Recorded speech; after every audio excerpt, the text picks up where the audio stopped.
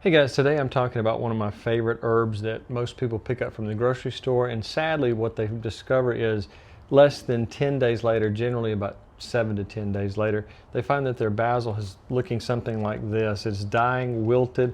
I'll give you a close-up of this that I just purchased less than 10 days ago, but I'm going to explain to you exactly what happens and how to rectify that problem and how to turn this into some of the strongest, most productive plants you have in your garden. So in the greenhouse today, I'm talking about basil, one of my favorite herbs. So I wanted to give you a close-up of these plants. Now they look old, but they're actually not. I purchased these less than 10 days ago at my local grocer. I watered them properly. I didn't let them dry out, but look what's happened is they just look terrible. Both of them have about 50% death in both pots. There's a very specific reason for that, but I'm going to show you how to turn these basil plants or herbs into some of the strongest plants in your garden. So let's take a look at a healthy one that I just purchased today, and I'll show you one of the big mistakes I see in it. Now what I want to show you is I just purchased these today, and if you look closely you'll see these are really crowded in. Let me move that out of the way so you can get a better view there.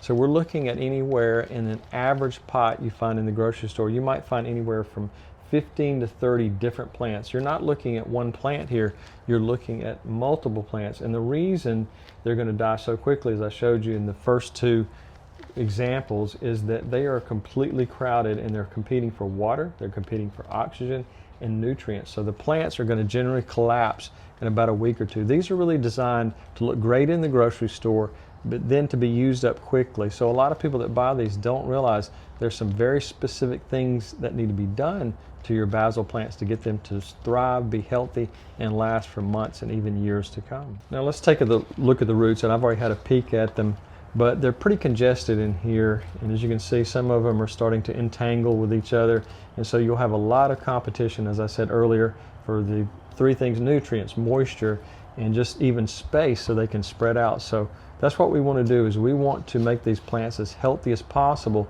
so we can really enjoy them. So there's some very specific things we need to do. Grocery store basil is often grown in lightweight peat type based soils, and so they're designed for greenhouse growth, and the problem is they dry out too fast at home. So even if you're watering them, you often can end up with a situation like this, which is I did water these about every 2 days, and we're still looking, lightly water them, and we're still looking at what looks like at least half the basil plants that have been in this pot have already died out. So I'm going to show you exactly what to do with this. So we need to create a better quality potting mix, because the one that they're growing in now is really low quality. So we need at least a 50% quality potting mix, 25% worm castings or something like black cow. You can pick that up at the large hardware stores. I've got multiple bags of that around the greenhouse. And then 25% of perlite. You need to mix it all together, and that's going to provide the perfect combination. These are a plant that doesn't like to sit in soggy soil, so that needs to drain well but also have a lot of nutrients in it. Now the basil plants look extremely healthy, and there's a reason for that. They've been grown in perfect humidity, they've been grown in constant light, and they have a controlled temperature environment. So what we want to do when we bring them home, we want to move it into an area that gets the first 1 to 3 days, we want them to have bright indirect light, and then on day 4 we can introduce sun directly, and if it's a windowsill or even if you have warm enough temperatures outside. Just remember, you want to do that first 1 to 3 days with indirect light, and then you can introduce a lot stronger sunlight to the plant. Now another thing to take into consideration, obviously most people are not going to leave it in a bag like this. They're going to remove it and then leave it in the pot, but sometimes these pots can have minimal drainage and it can hold too much water. It can almost be like a sponge in there. So we need to remember that we want to keep the soil moist but not wet, because your stems will turn black rather quickly. Now another critical thing to take into account is make sure we don't overwater. We want to make sure that the soil is only watered once the top 1 inch becomes dry. You can stick your finger down there and you can feel a little bit of moisture there, a little bit of dampness to it. So just make sure that you're not keeping the soil completely damp. So just remember, this is a plant that grows in kind of an arid environment, and we want to make sure that our soil can be moist but not soggy. Now here's how we're going to rescue our basil plants. One of the things that a lot of people are worried about, that they're going to damage the root system, but basil is a pretty tough plant, and so we're going to try to divide this as carefully as we can. There's two ways to do this. We can do it once through once like I'm doing here with a kind of a manual method where I'm trying just to carefully tear the entire root ball apart. Now it has grown together quite a bit, so we're just going to do this really slowly and just try to gently pull it apart. Another way you could do it is to take the entire root ball and let it soak in water and then just kind of swish it back and forth until a lot of the dirt has peeled away. I probably would prefer to do that in the kitchen, but since I'm filming in the greenhouse, I'm just going to just carefully pull the basil plant apart. As you can see, we have one entire plant here. You don't have to completely remove all of the soil from the root area. Just try to get about maybe 50% of it to where you can have a lot more roots showing, because we're going to put it in our higher quality soil. So this soil is not too awful bad, but I have seen really bad soils in grocery store basil plants.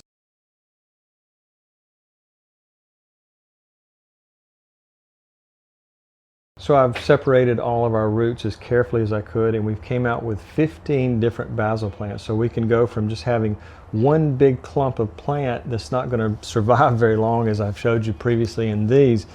If I would have done this right away when I bought these, I would have quite a few basil plants ready to go into the garden this summer.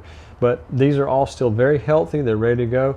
So we've separated them. That is step one. It's really critical you do that very gently. Again, you can do it by soaking it in water and just kind of letting it kind of separate itself. A little bit more of a messy process, but it will work just as good or maybe even better. Now when I'm first transplanting basil, sometimes I'll do a double cup solo method. I'll take one solo cup on the inside and cut maybe 4 slits all around the very base of the plant, and then set it back into a second cup, and that allows a little bit of moisture to be maintained at the bottom. I can pull them apart and make sure there's not standing water down there, dump it out if I need to, but this is kind of a great way to grow basil on the windowsill. This type of pot, you're going to need some type of little small drainage tray. There's nothing wrong with that, but I just love these solo cups because you can get so many of them at a discount, and I've got a ton of them around the greenhouse. So either way, either method is fine. Remember, we're going into that higher quality potting soil as well, so we need to remember that we're putting in the best possible chance of success for long-term success of our basil, so we can have this. We bring it in once the cold weather comes in. If we're in a colder environment, we can have it come back year after year and just continue to grow and get larger and larger. All right, so I have to get my soldering iron out. This is one of the easiest ways to put holes in these solo cups. I just let it get hot and just put 4 holes in the cup. Move on to the next one. Let's see if I can do this with one hand. I'm trying to film at the same time. And just put 4 holes in the bottom. Very quick, very easy. If you try to do that with a knife, it may be a little bit harder. So using a soldering iron, and you can get these really cheap, and I've found so many different uses in the greenhouse. Of course, you probably want to do this in a well-ventilated area, because some of the plastic can definitely have a bad smell. So as you can see, that's going to make it perfect for our basil to be able to drain into our secondary cups, and we can just monitor how much water it is and make sure that they don't get soggy soil. Now, one thing I want to say is that I like planting them a little bit deeper once I get them back in there, just a little bit deeper than they were in the original container, to help stabilize the plant. So not tremendously deep, maybe just 1/4 of an inch deeper into our pot here. I'm going to get some of our high quality soil.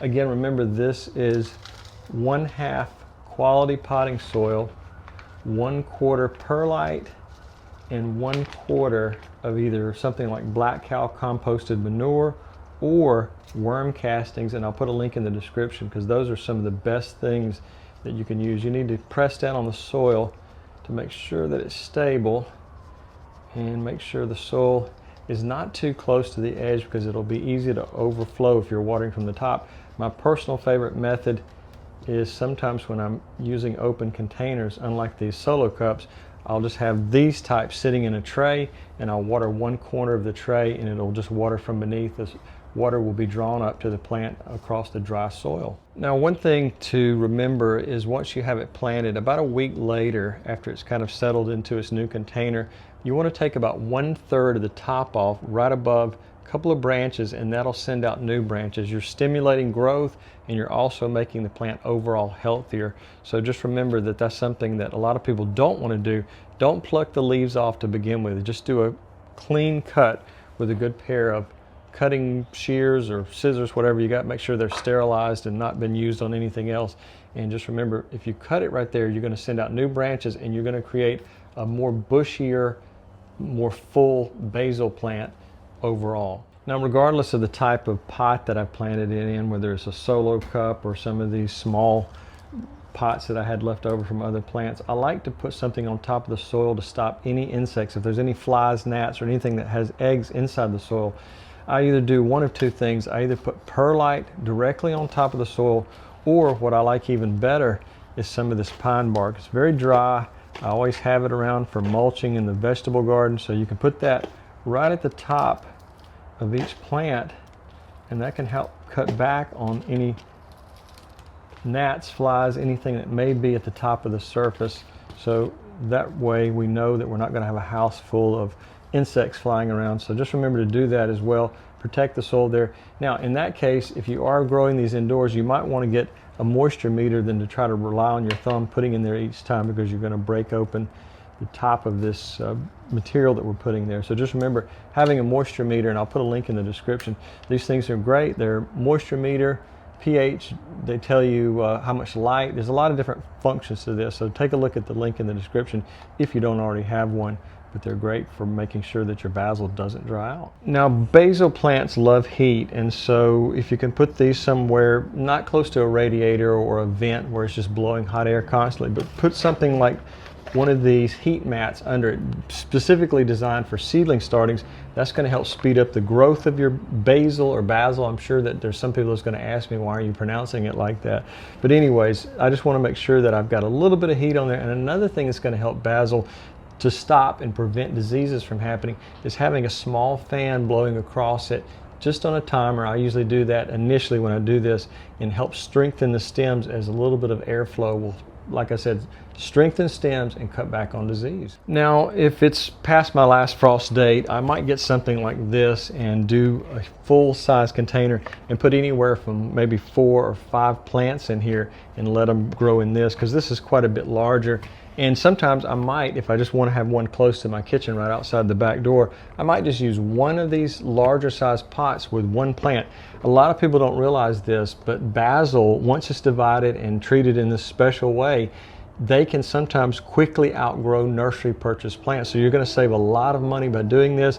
Also, there's another trick to this basil, is you can cut the stems off, put it in water, and it will root very quickly in water. Or you can direct root it in soil. I think the water method may have a little bit more success, but either way, you can just keep creating more and more basil plants until you're tired of making them. So sometimes at some point you may have more than you need, but that's 2 ways to quickly propagate them, is in water or direct soil burial. So guys, one of the last things I wanted to talk about is these sun calculators. I usually put one of these in my windowsill. Depending if I'm moving it around the house, I want to make sure that I'm getting the proper amount of light for my basil.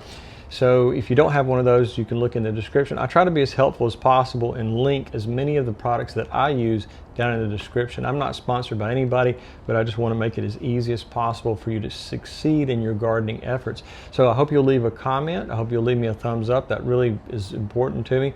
And if you have any questions, please become a subscriber first. I tend to put those to the front of the line. So guys, I really appreciate you watching, and have a great day.